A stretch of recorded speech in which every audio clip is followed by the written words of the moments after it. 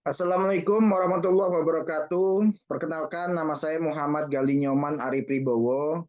Saya dosen program studi manajemen Fakultas Ekonomi dan Bisnis Universitas Muhammadiyah Bengkulu. Pada saat ini saya akan membahas rencana pembelajaran semester atau RPS pada mata kuliah manajemen kinerja. Bobot SKS pada manajemen kinerja itu 3 SKS. Metode pembelajarannya dengan menggunakan metode pemecahan kasus. CPMK mata kuliah mampu melakukan kajian teoretik tentang pengertian-pengertian dan prinsip dasar dan proses dalam menjalankan manajemen kinerja. CPL dalam mata kuliah ini yaitu menunjukkan sikap tanggung jawab dan pekerjaan di bidang keahliannya secara mandiri. Yang kedua, mampu menguasai konsep teoritis, metode dan perangkat analisis, fungsi manajemen, dan fungsi organisasi pada berbagai jenis organisasi. CPL ketiga yaitu mampu menguasai pengetahuan tentang prinsip-prinsip ilmu manajemen yang mencakup manajemen pemasaran, manajemen SDM, manajemen keuangan, manajemen operasi, perilaku organisasi, manajemen perubahan, manajemen strategi, perilaku konsumen, manajemen risiko, statistik bisnis, kepemimpinan, kewirausahaan dalam industri kreatif, etika penelitian bisnis, regulasi pada level-level lokal, regional, nasional, global, kaidah dan teknik komunikasi bisnis, dan lintas budaya dalam rangka menghasilkan kinerja organisasional yang tinggi pada level organisasi bisnis, khususnya industri kreatif atau kewirausahaan. CPMK pada mata kuliah ini yaitu mampu melakukan kajian teoretik tentang pengertian-pengertian dan prinsip dasar dan proses dalam menjalankan manajemen kinerja.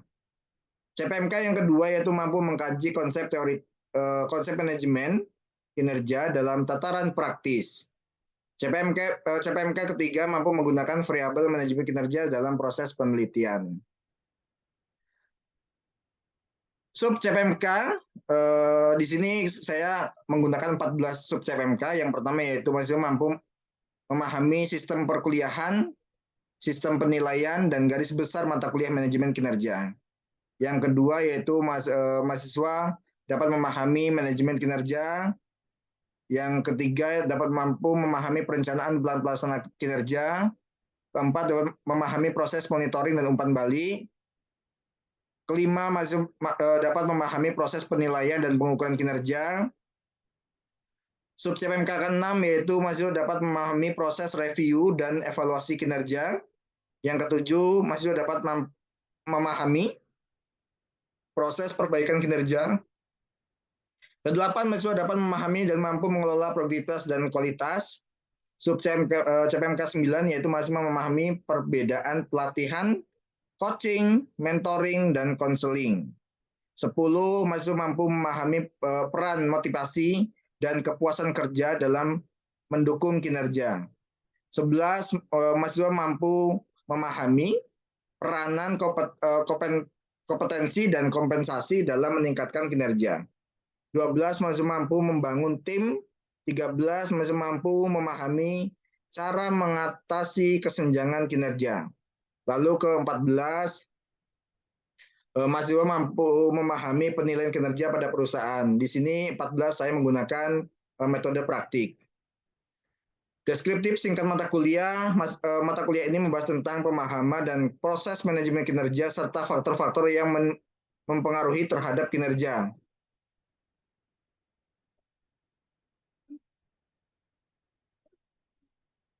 Pertemuan pertama pada materi ini yaitu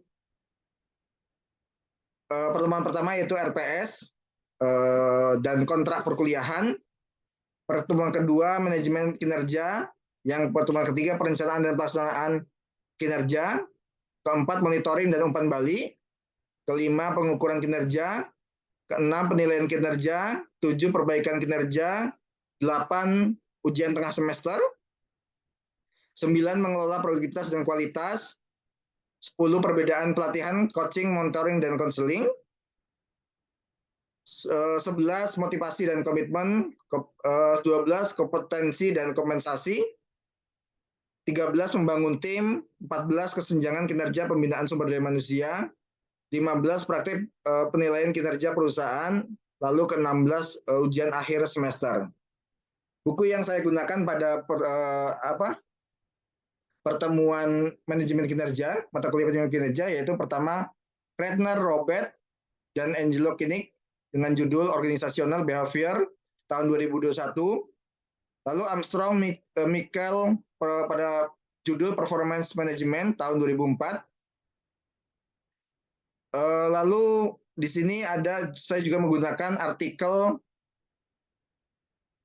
pribadi saya sendiri, yaitu Pribowo Muhammad Gali Nyoman Ari tahun 2020 dengan judul Pengaruh Komitmen Organisasi Terhadap Kinerja Karyawan Tidak Tetap pada Universitas Muhammadiyah Bengkulu yang saya terbitkan di Jurnal Media Wahana Ekonomika.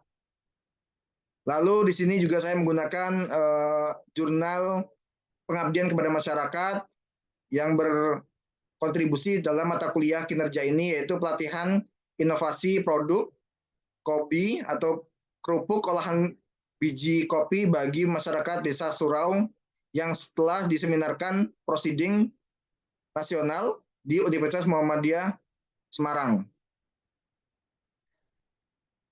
Yang saya gunakan pada video pada pengajaran ini yaitu pertemuan kedua dengan pembahasan yaitu pengertian manajemen kinerja, prinsip dasar dan lingkungan manajemen kinerja, manfaat manajemen kinerja, model manajemen kinerja, 5 tantangan manajemen kinerja, 6 perkembangan manajemen kinerja, dan 7 peranan manajemen kinerja. Di sini mahasiswa diharapkan mampu menjelaskan bagaimana manajemen kinerja. Lalu indikator di sini bahwa mampu menjelaskan pengertian manajemen kinerja, meliputi prinsip dasar, model, tantangan, dan perkembangan. Terima kasih. Assalamualaikum warahmatullahi wabarakatuh.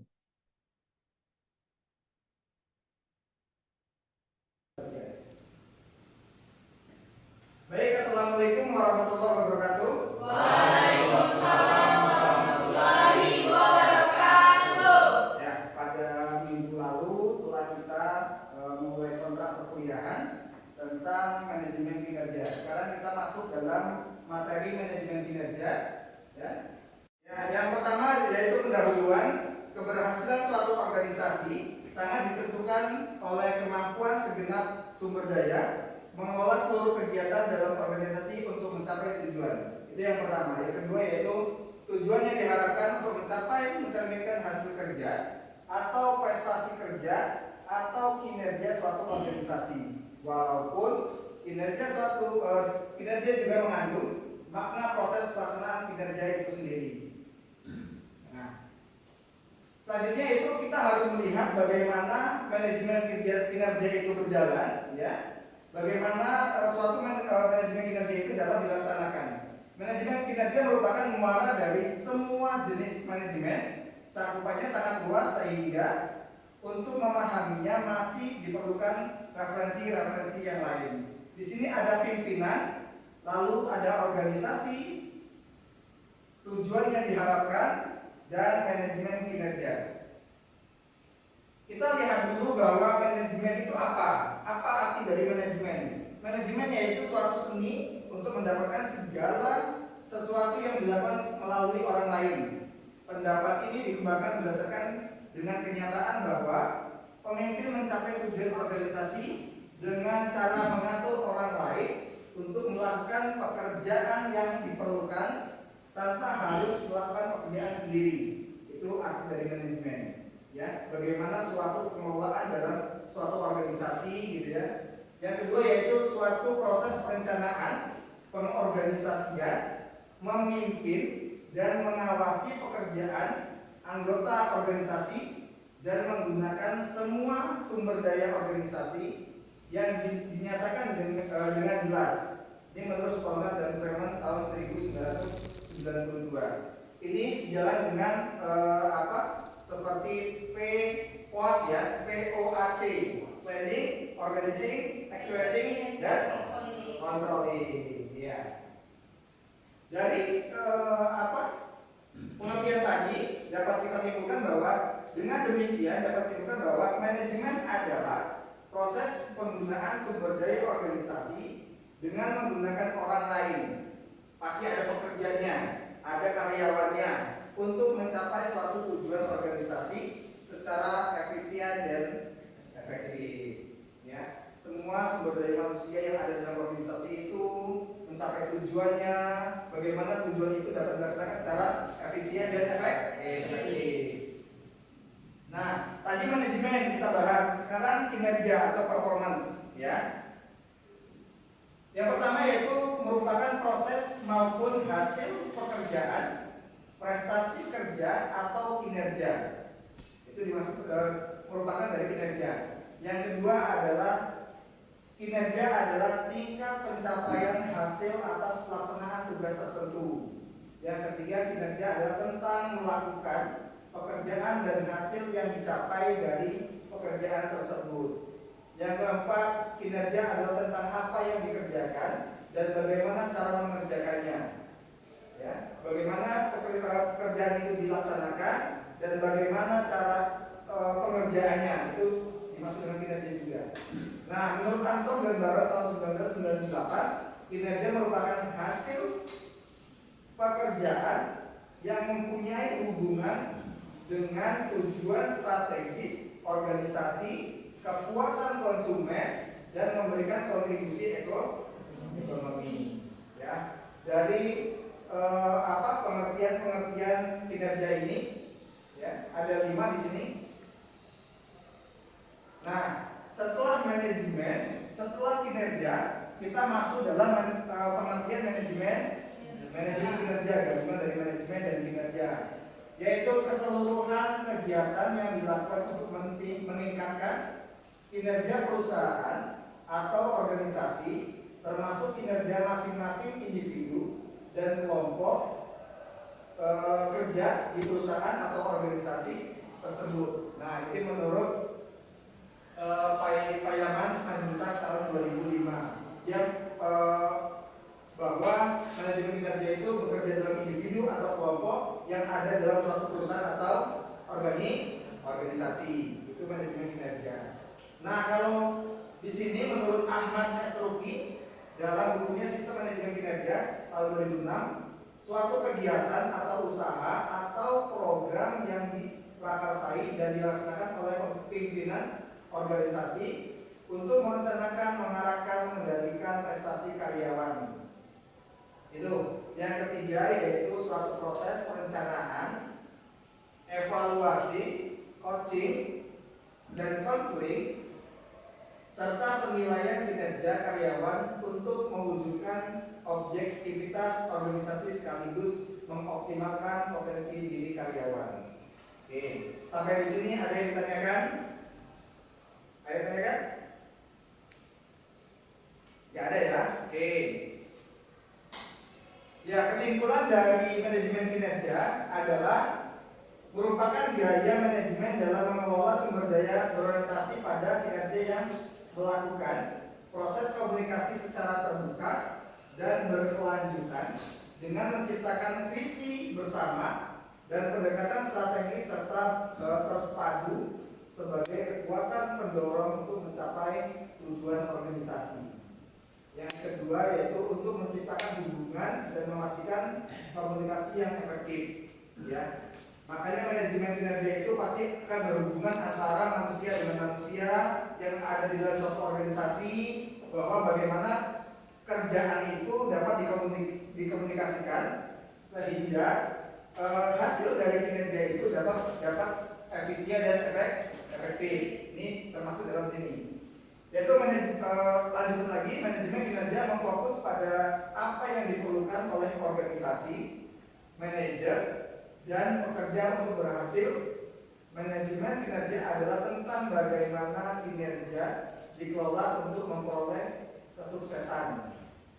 Ya, kinerja itu dilakukan untuk mencapai suatu tujuan dari organisasi, kesuksesan dari orang individu itu sendiri ataupun organisasi. Oke, Ini alur dalam manajemen kinerja. Pertama yaitu ada perencanaan kinerja, pelaksanaan kinerja, review kinerja, pengukuran kinerja, evaluasi kinerja, dan perbaikan kinerja. Nah, di sini kenapa dievaluasi? Dievaluasi ada bahwa bagaimana kompetensi dari sumber daya manusia.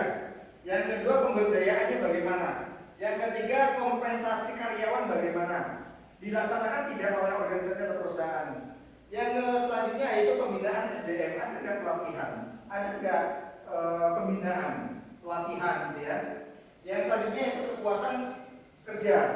Bagaimana karyawan itu bisa merasakan kepuasan kerja dalam suatu perusahaan. Makanya dilihat dari evaluasi kerja. Maka akan masuk lagi ke dalam perencanaan kinerja. Ya, apakah ini sudah terpenuhi, SDM-nya sudah terpenuhi, kepuasan kinerja sudah bagus. Nah, lalu evaluasi kinerja, kenapa dia ke kanan bahwa mengelola kualitas sumber daya manusia, ya, dan satu lagi mengelola produktivitas. Bagaimana kinerja itu dapat produktivitas, ya, mempunyai kelayakan dan kualitas yang baik, gitu ya. Nah, ini dilihat dari mana? Dilihat dari dalam pelaksanaan kinerja. Ini sistem ini, ya, kanan dan kiri ini dilihat pada waktu pelaksanaan kinerja dan akan dievaluasi menjadi di sini akan kembali lagi ke perencanaan kinerja. Oke. Nah, sama juga ini ada manajemen kinerja. Yang pertama organisasi atau perusahaan, yang kedua yaitu kinerja.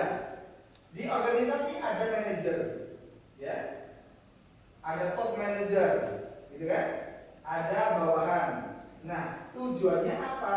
Bagi individu, bagi unit kerja, dan bagi organisasi harus melaksanakan mendapatkan kinerja yang baik, baik kinerja individu, kinerja unit kerja, ya, ataupun kinerja dari organisasi. Nah, selanjutnya yaitu manfaat manajemen kinerja pada organisasi. Yang pertama yaitu menyesuaikan tujuan organisasi dengan tujuan tim dan individu. Yang kedua, memperbaiki kinerja, memotivasi pekerja, ya, meningkatkan komitmen karyawan, mendukung nilai-nilai inti, memperbaiki proses pelatihan dan pengembangan, meningkatkan dasar keterampilan, mengusahakan perbaikan dan pengembangan berlanjutan, mengusahakan basis perencanaan. Yang 10 pasti ya karir, ya. Yang 11 membantu menahan pekerja terampil untuk tidak pindah. Yang 12 mendukung inisiatif kualitas total dan pelayanan pelanggan. Yang ke-13 mendukung program perubahan budaya. Nah, dari materi yang Bapak berikan, ada yang ditanyakan? Kurang jelas bagaimana?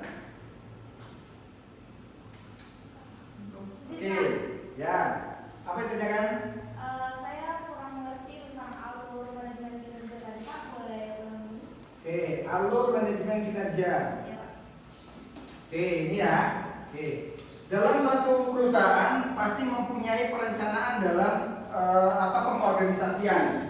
Di sini yaitu ada bagaimana suatu perusahaan merencanakan, ya, merencanakan itu berarti dari perekrutan, gitu ya, dari pelaksanaan, gitu. Nah, pertama itu perencanaan kinerja, yang kedua adalah pelaksanaan kinerja. Bagaimana karyawan dapat melaksanakan kinerjanya sesuai dengan tugas-tugas yang diberikan, ya. Yang selanjutnya yaitu review kinerja atau penilaian kinerja, ya. Bagaimana seseorang itu baik dalam kinerjanya atau tidak, gitu. Terus yang selanjutnya itu pengukuran kinerja. Bagaimana dari review, dari penilaian kinerja ini, ya, dari metode-metode penilaian, ada yang menggunakan checklist, ada yang menggunakan tanya jawab, wawancara, maka dapat diukur dalam pengukuran kinerja, mendapat hasil. Karyawan ini bagus, gitu, dalam kinerjanya gitu. Dari review dan pengukuran ya masuklah dalam evaluasi kinerja ya. Lalu dari kinerja kita melihat ada nggak perbaikan dari kinerja karyawan gitu ya. Nah dari evaluasi ini kita melihat bahwa apakah kompetensi karyawan itu sudah baik dari evaluasi ini. Yang kedua pemberdayaannya sudah bagus. Lalu kompensasinya sudah diterima oleh karyawan sesuai dengan kinerjanya, gitu kan? Lalu ada pembinaan sumber daya manusia, udah dibina belum, udah dilatih belum, kan gitu. Lalu apakah karyawan itu sudah merasakan puas dalam kerjanya, gitu ya? Kalau seandainya karyawan yang baik, ya, itu akan melaksanakan pekerjaannya secara teratur, secara baik, secara tuntas gitu ya, maka akan mendapatkan kepuasan kerja sendiri gitu. Lalu dari sini bagaimana mengelola produktivitas dari karyawan, mengelola kualitas dari karyawan, itu juga dilihat dari evaluasi dan kinerja. Di mana posisi ini dan ini dilaksanakan di mana? Pada pelaksanaan kinerja, gitu ya. Pada pasca kinerja. Kenapa tidak direview Pak? Gitu. Review kan dilihat dari pelaksanaan kinerja, ya. Dari pelaksanaan kinerja, review, pengukuran Pak. Kenapa tidak di pengukuran Pak? Gitu. Karena pengukuran itu kita melihat SDM itu baik atau tidak, melaksanakan kinerja atau tidak, itu melihat dari review dan pengukuran. Sehingga semua ini kompensasi, pembinaan SDM, kepuasan kerja dilihat dari pelaksanaan kinerja. Ya, jelas ya? Jelas, Pak. Oke, ada yang lain? Iya Bapak. Oke. Soal manfaat kinerja tadi Bapak. Oke, manfaat kinerja. Kita lihat manfaat kinerja. Apa saja manfaat kinerja tadi? Ya. Nah yang nomor 2 Bapak ini Bapak. Oke, memperbaiki kinerja. Itu yang dimaksud memperbaiki artinya dulu ada yang rusak Bapak. Yang memperbaiki itu maksudnya gimana Bapak? Oke, ya, dalam suatu organisasi dari tadi kita sudah melihat bahwa di evaluasi kinerja, ya, ya, itu ada pengukuran kinerja, ada review kinerja. Kita dilihat bahwa kinerjanya sudah bagus atau tidak, gitu ya. Nah, sehingga di manfaat kinerja kita bisa mengukur, bisa melihat kinerja dari seseorang itu. Kalau memang belum terlalu baik, maka bisa diperbaiki kinerjanya. Dengan apa? Dengan apa? Dengan apa coba? Pembinaan sumber daya manusia, gitu. Sehingga alur manajemen kinerja dengan manfaat kinerja itu akan kelihatan bahwa memperbaiki kinerja itu merupakan alur dari manajemen kinerja, gitu ya. Jadi memperbaiki kinerja itu melihat dari evaluasinya dulu, reviewnya dulu, pengukurannya dulu. Oh baik nih, kita evaluasi baik, baru kita dilihat bahwa pembinaan sumber daya manusia sudah bagus. Pembinaan sumber daya manusia yang tadi, ya, yang ini dirancang dari mana? Ini semua dirancang dari perencanaan kinerja. Sebelum melaksanakan pelaksanaan review pengukuran, itu perencanaan kinerja pasti melakukan adanya kompensasi, adanya pemberdayaan, pembinaan SDM dan kepuasan kerja, gitu ya. Jadi semuanya akan kelihatan alurnya gitu. Sehingga di sini di manfaat ini memperbaiki kinerja juga ada ya, dan memotivasi pekerja yang kinerjanya kurang baik, sehingga pimpinan ya manajer itu harus memotivasi pekerja atau karyawan sehingga nilai kinerja dari seseorang karyawan itu dapat baik dan meningkat. Oke, baik, dari materi-materi manajemen kinerja sudah paham ya? Oke, dari manajemen kinerja ini pertemuan kedua, ya. Ya, ini ya manajemen kinerja, bahwa manajemen kinerja kita bawa lihat bagaimana seseorang atau individu melaksanakan kerjaannya dalam suatu perusahaan atau organisasi, dan akan diukur melalui review kerja, penilaian kerja, dan evaluasi kerja. Baik, cukup sekian materi dari saya tentang manajemen kinerja. Terima kasih. Assalamualaikum warahmatullahi wabarakatuh. Waalaikumsalam.